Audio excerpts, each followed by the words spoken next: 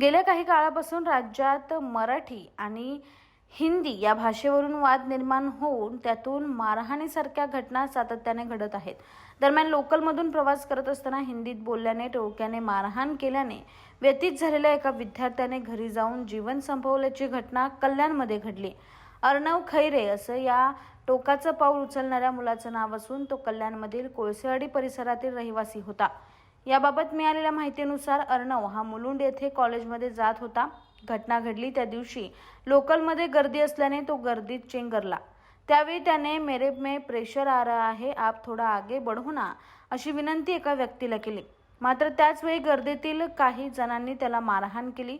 मारहाण होत असताना अर्णवने मी सुद्धा मराठीच आहे असं मारहाण करणाऱ्यांना सांगितलं।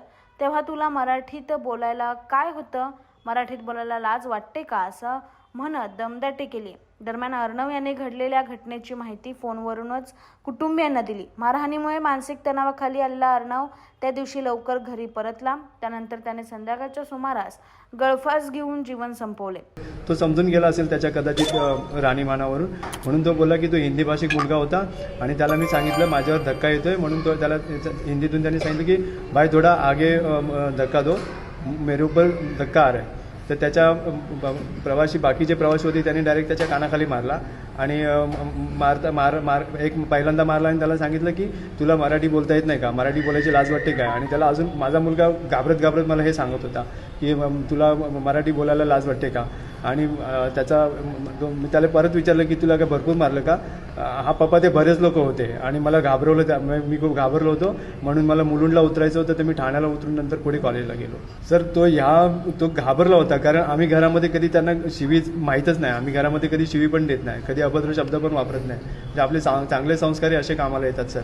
आपण ज्यांना चांगले संस्कार देतो की बाबा तू भांडण करू नको, आणि कदाचित माझ्या मुला मी रफटप बनवायला पाहिजे होतं, म्हणजे त्यांनी पण प्रतिकार केला असता, पण त्यांनी प्रतिकार केला नाही।